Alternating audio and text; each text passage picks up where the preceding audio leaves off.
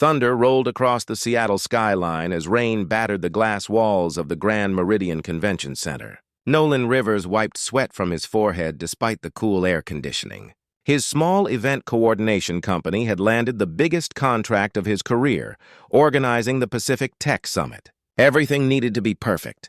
3,000 attendees filled the massive hall, representing the most influential technology companies in North America.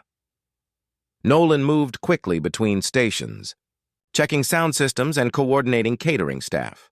His worn leather portfolio contrasted sharply with the sleek tablets everyone else carried. At 28 years old, he had built his business from nothing after dropping out of business school to care for his sick younger sister.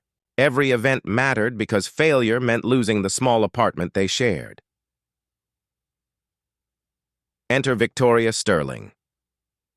The murmur in the crowd shifted as Victoria Sterling entered through the main doors. She commanded attention without trying. At 35, she had built Sterling Technologies from a garage startup into a billion-dollar empire in just 8 years. Her navy blazer and perfectly styled auburn hair spoke of power and precision. People moved aside instinctively as she walked, creating a path through the sea of attendees. Nolan had studied her profile extensively while preparing for this event. Victoria Sterling never smiled in photographs. Her reputation was built on brilliant strategy and ruthless efficiency. She had never married, rarely socialized, and gave exactly 3 interviews per year. The technology world both admired and feared her. The presentation disaster Victoria took the main stage to deliver the keynote address. Nolan watched from the control booth as she spoke about artificial intelligence and future innovations. Her voice carried confidence and authority. The audience sat mesmerized. Then the lights flickered once, twice, and died completely. Emergency systems kicked in seconds later, bathing the hall in dim red emergency lighting. Nolan's heart dropped into his stomach. He rushed to the electrical panel while calling the building manager. The response chilled him. A transformer had exploded 3 blocks away. Power would not return for hours. Worse, the backup generators were malfunctioning. They needed to evacuate immediately. Chaos erupts, panic spread through the crowd like wildfire. 3,000 people stood and moved toward exits simultaneously. Voices rose in confusion and fear. Nolan grabbed the emergency megaphone and tried to direct traffic, but his voice drowned in the chaos. He saw Victoria standing frozen on stage, her confident mask cracking for just a moment. Something about that vulnerable expression moved him. Without thinking, Nolan pushed through the surging crowd toward the stage. Security personnel were already moving Victoria toward a side exit, but the crowd pressed in from all directions. Someone shoved hard from behind. Victoria stumbled on the stage steps. Her jacket caught on the metal railing. The moment that changed everything, Nolan lunged forward and grabbed her jacket, steadying her before she could fall. Their eyes met for a split second. Up close, he saw something unexpected. Fear.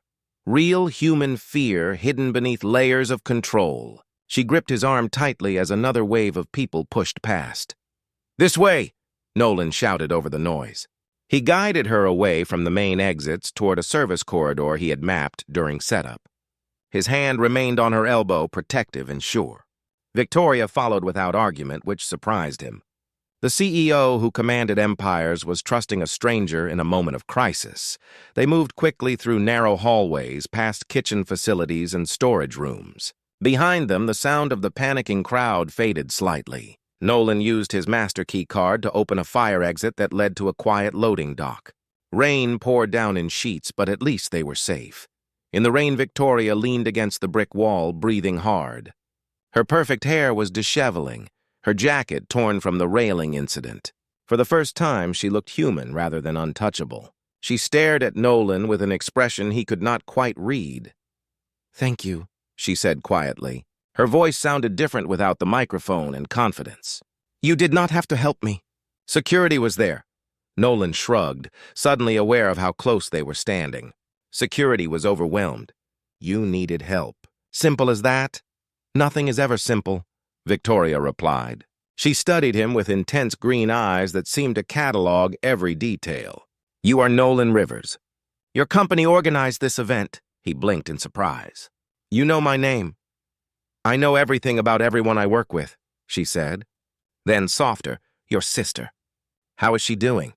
The question hit him like a physical blow. How do you know about Emma? I read your company profile thoroughly before hiring you. 3 years ago, you left Stanford Business School when she was diagnosed with leukemia. You have been working constantly to pay her medical bills. Victoria's expression softened slightly. That takes courage. Nolan felt exposed in a way he had not expected. This powerful woman had seen past his professional facade to the struggling brother beneath. Emma is in remission now. We are managing. An unexpected offer sirens wailed in the distance as emergency vehicles responded to the power crisis. Victoria straightened her jacket and seemed to rebuild her confident armor. But something had changed in how she looked at him. The event is obviously canceled, she said. Your company will still receive full payment plus a bonus for your quick thinking today. However, I have a different proposition. Nolan waited, confused about where this was going. I need someone I can trust. Someone who acts without calculating personal gain first. Someone who sees people rather than opportunities. Victoria stepped closer, rain dripping from her hair. How would you feel about becoming my personal assistant? The salary would cover your sister's treatments completely and then some. I barely know you, Nolan said carefully. And you barely know me. I know enough, Victoria replied. You grabbed my jacket when I was falling. Most people would have stepped back, afraid of touching someone like me. You stepped forward. She held out her hand. What do you say, Nolan Rivers? Ready to change your destiny? Nolan looked at her extended hand, then at her eyes. Something in that gaze called to something in him. A recognition of shared loneliness, shared struggle hidden beneath different surfaces. He reached out and shook her hand firmly. Yes, he said simply. Let us see where this goes. Thunder crashed overhead as if marking the moment. Neither knew that this decision would transform both their lives in ways neither could imagine. The real storm was just beginning. Monday morning arrived with crisp autumn air and nervous anticipation. Nolan stood before Sterling Tower, a gleaming structure of steel and glass that pierced the Seattle skyline like a modern monument. 42 floors of technology innovation and business empire. His reflection in the polished entrance doors showed a man wearing his best suit, which suddenly felt inadequate. Victoria's personal office occupied the entire top floor. Nolan rode the executive elevator alone, watching the city shrink below him. His phone buzzed with a message from Emma, wishing him luck with excited emojis. He smiled despite his nerves. This job meant stability for both of them. It meant Emma could continue her treatments without him lying awake at night calculating expenses. The elevator doors opened directly into a reception area decorated in minimalist elegance. Everything was white marble, chrome fixtures, and strategic artwork that probably cost more than his annual income. A woman with silver hair and sharp eyes sat behind a curved desk. Nolan Rivers, she said before he could introduce himself. I am Grace Hamilton, Executive Secretary. Miss Sterling is expecting you in the main office. Through those doors. She gestured with one perfectly manicured hand. Fair warning. She has been in meetings since 6 this morning. Her mood is challenging today, meeting the real Victoria. The office beyond took his breath away. Floor-to-ceiling windows offered panoramic views of Seattle and the distant Olympic Mountains. Modern furniture mixed with unexpected touches of warmth, including photographs of landscapes and a collection of old books on built-in shelves. Victoria stood at the windows, phone pressed to her ear, speaking in rapid French. She wore a charcoal gray suit that probably cost more than his car. Her hair was pulled back severely, and her expression was all business. When she saw him, she held up one finger, indicating he should wait. Nolan studied her while she finished the conversation. There was tension in her shoulders that had not been there during the conference chaos. Something was wrong. That was Paris, Victoria said, ending the call and turning to face him.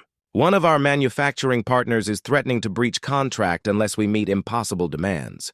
Welcome to Monday in my world. She gestured to a chair. Sit. We need to establish ground rules.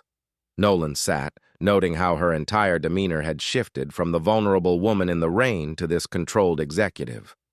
I am ready to learn whatever you need me to know. Victoria pulled up a holographic display from her desk, showing complex charts and data streams. Sterling Technologies is facing a hostile takeover attempt. A venture capital firm called Titan Investments has been quietly buying shares for months. They want to break up the company and sell it piece by piece for profit. She swiped through images of stern-faced men in expensive suits. These people do not care about innovation or the thousands of employees depending on this company. They see only dollar signs. I need to outmaneuver them, which means I need someone I can trust with sensitive information. Why me? Nolan asked directly. You have an entire building full of executives. Victoria's green eyes fixed on him with laser intensity. Because everyone in this building wants something from me. Power, money, connections, advancement. You grab my jacket to help me, not to gain favor. That is rare in my world. Possibly non-existent. She pulled up another file showing photographs of a handsome man with silver temples. This is Richard Blackstone, CEO of Titan Investments. He was my mentor once, 12 years ago when I was just starting out. I trusted him with my business plans, my innovations, my dreams. Her voice hardened. He stole 3 of my patents and made millions before I could stop him. Now he wants to finish what he started by destroying everything I built. Revealing the past, Nolan saw pain flash across her face before she controlled it. This was personal, not just business. What happened between you two? Victoria turned back to the windows, her reflection ghostly in the glass. I was 23, fresh out of MIT, full of ideas about changing the world through technology. Richard was 40, successful, charming. He said he saw potential in me. He invested in my first startup, became my advisor, my friend. She paused. I was foolish enough to believe he cared about more than profit. He betrayed you, Nolan said quietly, understanding dawning. He did more than that. He made me believe we were partners, equals. Then he systematically dismantled my company from the inside, stole my innovations, and left me with nothing but debt and broken trust. Victoria's hands clenched into fists. It took me 5 years to rebuild. 5 years of sleeping 3 hours a night, fighting legal battles, clawing my way back. I swore I would never let anyone have that kind of power over me again. Nolan stood and moved closer, drawn by the raw emotion in her voice. But you are letting me in. Why take that risk? A moment of truth. Victoria turned to face him, and for a moment the mask dropped completely. He saw exhaustion, loneliness, and something that looked like desperate hope. Because I am tired, Nolan. Tired of fighting alone. Tired of suspecting everyone's motives. Tired of living in a fortress I built to protect myself. She took a shaky breath. When you grabbed my jacket, when you looked at me like I was just a person who needed help rather than a symbol of power, I felt something I had not felt in years. Human connection. The vulnerability in her confession made his chest tighten. Without thinking, Nolan reached out and took her hand. She stiffened initially, then relaxed slightly. Her hand was cold, despite the warm office. I am not going to betray you, he said firmly. I know you have no reason to trust that promise, but I am giving it anyway. Whatever you need to fight this takeover, I am here. Victoria studied his face as if searching for deception. Finding none, she squeezed his hand briefly before pulling away. Do not make promises you might not keep. This battle will get ugly. Richard plays dirty. He will investigate you, your sister, everyone you care about, looking for leverage. Let him look, Nolan replied. I have nothing to hide. Emma and I have been through worse than some corporate shark trying to intimidate us. The plan begins. For the next 4 hours, Victoria walked Nolan through the complex web of corporate warfare. She showed him financial statements, shareholder agreements, and strategic plans. She explained how Richard was using shell companies to hide his stock purchases, how he was planting negative stories in business media, how he was poaching key employees with lucrative offers. We need to secure the loyalty of our major shareholders, Victoria explained, pulling up a list of names. Convince them that Sterling Technologies is worth more intact than dismantled. That means I need to be visible, personable, human. She said the last word like it was foreign, something I am not naturally good at. Nolan saw his opening. Then let me help with that. You are brilliant with strategy and innovation, but you have isolated yourself so thoroughly that people see you as untouchable. They respect you, but they do not feel connected to you. Victoria's expression tightened defensively. Connection is weakness. Connection is strength, Nolan countered. Emma taught me that during her treatments. When I tried to handle everything alone, I was drowning. When I finally accepted help from neighbors, from support groups, from people who cared, everything became manageable. He leaned forward. You do not have to fight alone anymore, Victoria. Breaking down. Walls. Something shifted in her eyes. Moisture gathered at the corners before she blinked it away. I do not know how to do this. Let people in, I mean. Every instinct tells me to keep walls up, stay protected. Start small, Nolan suggested gently. Tell me one thing about yourself that has nothing to do with business. Something real? Victoria hesitated, clearly uncomfortable. Then, quietly, I collect vintage mystery novels. First editions. I have over 300 in my personal library at home. Reading them helps me sleep on nights when my mind will not stop calculating and strategizing. The admission was so unexpected and humanizing that Nolan smiled. I never would have guessed that. What is your favorite? Agatha Christie. And then there were none. A tiny smile tugged at her lips. There is something satisfying about puzzles where all the pieces eventually fit together perfectly. Unlike real life, Nolan observed. Exactly unlike real life. She looked at him with an expression that was almost grateful. This is strange. Talking about things that do not matter to quarterly earnings. These things matter more, Nolan said. They are what make you human, not just a CEO, and humans are worth fighting for, worth protecting. Companies are just structures. You are the real treasure Richard wants to destroy. An unexpected confession.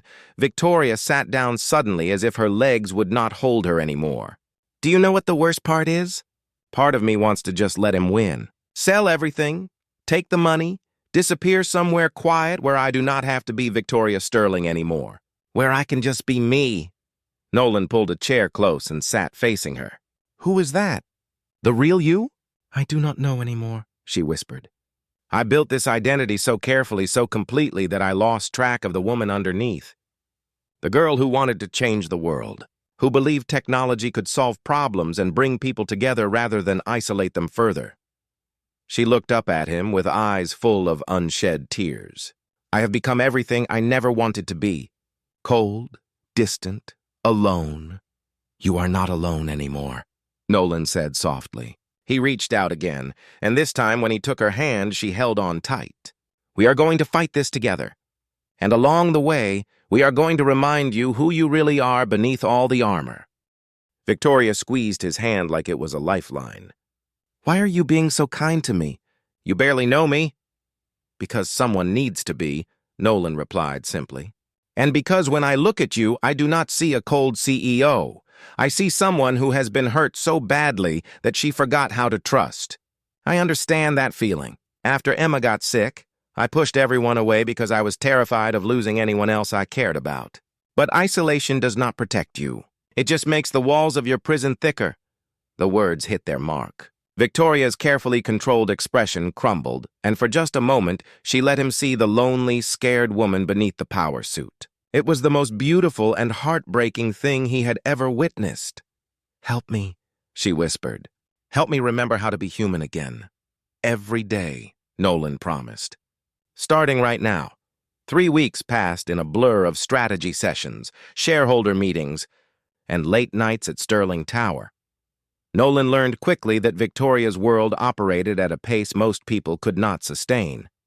She worked 16-hour days, survived on coffee and determination, and never showed weakness in front of her executive team. But with him, slowly, carefully, she began to let the walls crack. It started with small things. She would share a worry about a difficult negotiation. He would bring her lunch when she forgot to eat. She taught him the intricate details of corporate finance. He reminded her to breathe when stress made her shoulders tight with tension. Gradually, a rhythm developed between them that felt natural, almost inevitable.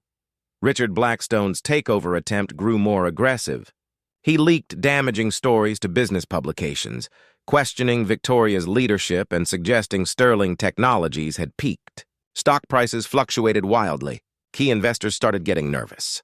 The board of directors called emergency meetings where Victoria had to defend every decision with charts and projections.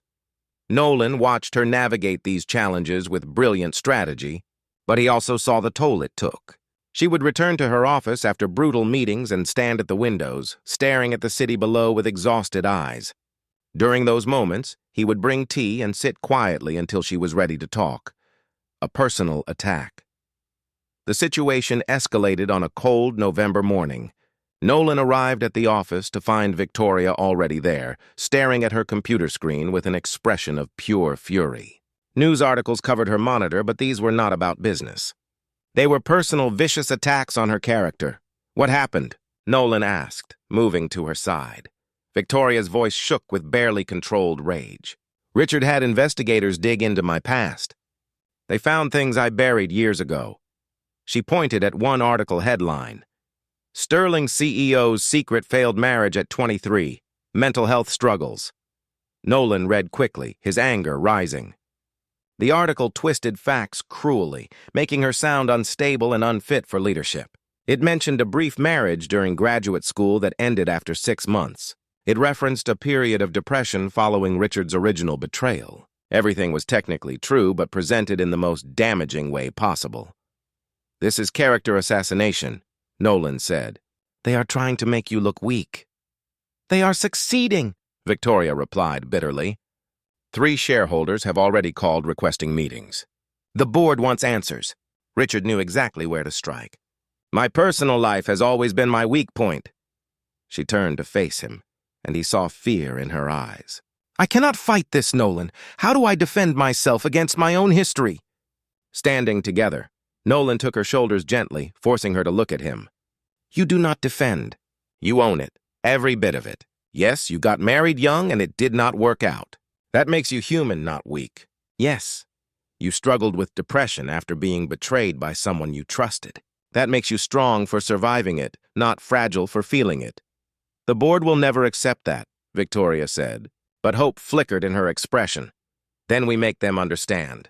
An idea formed in Nolan's mind, bold and risky. What if you did not hide anymore? What if you showed everyone the real you, the complete person, not just the polished CEO? People connect with authenticity, Victoria. They are tired of perfect corporate facades. She pulled away, shaking her head. "That is too dangerous. Showing vulnerability in this world is suicide. Hiding is killing you slowly instead," Nolan countered. "I have watched you these past weeks. You are brilliant, yes, but you are also lonely and exhausted from maintaining this perfect image. What if you just stopped? What if you let people see the woman I see?" A leap of faith, Victoria paced her office, thinking rapidly. "You want me to do what exactly? Hold a press conference and talk about my failed marriage and depression? That will destroy what is left of my credibility." "Not if you frame it right," Nolan said, his mind working through the strategy. "You give a keynote speech at the upcoming technology summit. But instead of talking just about innovation and quarterly projections, you talk about the human cost of success. You share your story, your struggles, your journey. You show that strength is not about being perfect. It is about persevering despite imperfection." The idea was radical for someone like Victoria, who had spent years cultivating an image of flawless control. But Nolan could see her considering it, weighing the risks against potential rewards. "People respect vulnerability when it comes from strength," he continued. "Right now, Richard is trying to use your humanity against you. But what if you claimed it first? What if you made it clear that you are not ashamed of being human, of having struggled and survived?" Victoria stopped pacing and looked at him with an expression that made his heart skip. "You really believe this could work?" "I believe people are hungry for authenticity," Nolan replied. "And I believe you are one of the bravest people I have ever met.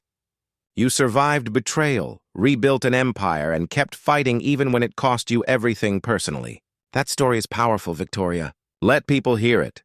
The speech that changed everything." The Pacific Technology Summit reconvened 2 weeks later. This time, power was stable and security was doubled. 3,000 attendees filled the Grand Meridian Convention Center again, but the atmosphere was tense. Everyone knew about the takeover battle, the personal attacks, the uncertainty surrounding Sterling Technology's future. Nolan stood backstage with Victoria as she prepared to go on. She wore a simple navy dress instead of her usual severe suits. Her hair fell in soft waves around her shoulders. She looked younger, more approachable, and absolutely terrified. "I cannot do this," she whispered, gripping his hand. "What if they laugh? What if this destroys everything?" Nolan cupped her face gently, making her look at him. "Then we will rebuild again, together. But Victoria, you have to stop running from yourself. You are so much more than the armor you wear. Let people see that." She leaned into his touch, closing her eyes briefly. "When did you become so important to me?" she asked softly. "The moment you let me in," Nolan replied. Then, before he could think better of it, he leaned forward and kissed her gently. It was brief, tender, and full of everything he had been feeling but had not said. When he pulled back, Victoria's eyes were wide with surprise and something that looked like joy.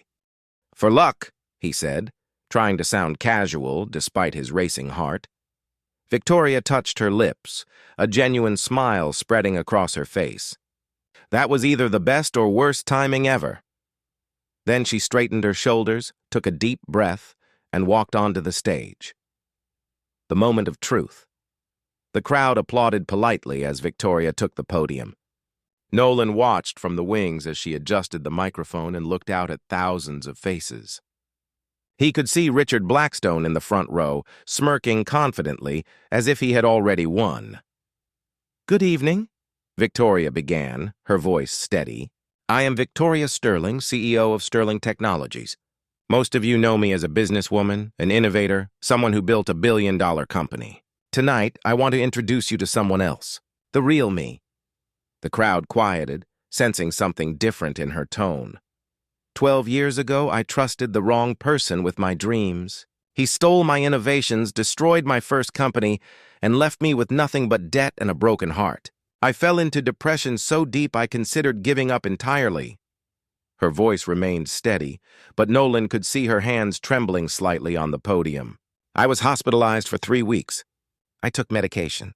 I saw therapists. I learned that strength is not about never falling. It is about getting back up." Gasps rippled through the audience. This was not a typical corporate keynote. This was raw confession.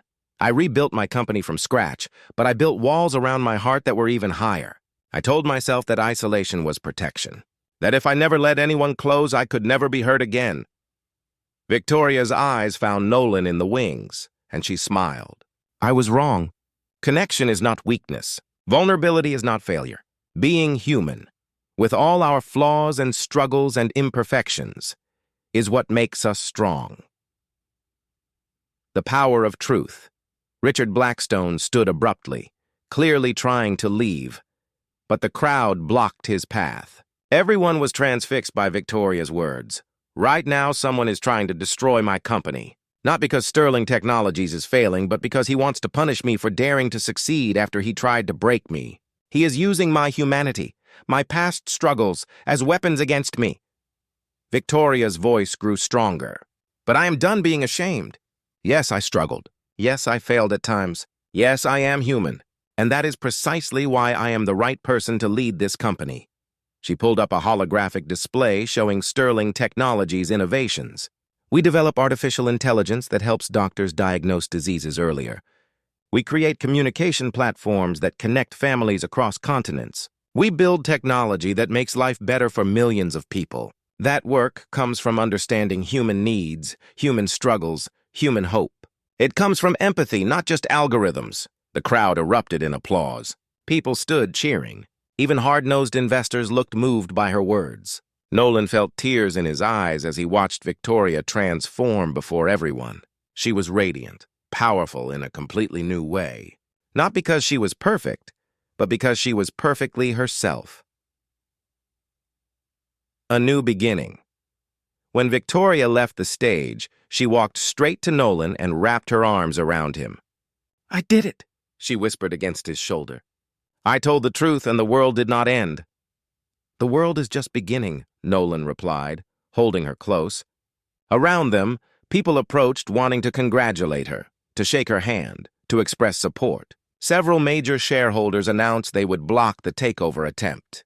Richard Blackstone left the venue without speaking to anyone, his plan destroyed by the very vulnerability he had tried to weaponize. Over the following weeks, something remarkable happened. Sterling Technologies' stock stabilized and then climbed higher than before. Employees felt more connected to their CEO. Innovation increased as people felt safe bringing forward ideas without fear of judgment. The company transformed from a cold corporate machine into a community of people working towards shared goals. Love finds a way 6 months after that pivotal speech. Nolan and Victoria stood on the roof garden of Sterling Tower. The Seattle skyline glittered around them under a canopy of stars. Emma was in complete remission, thriving in college.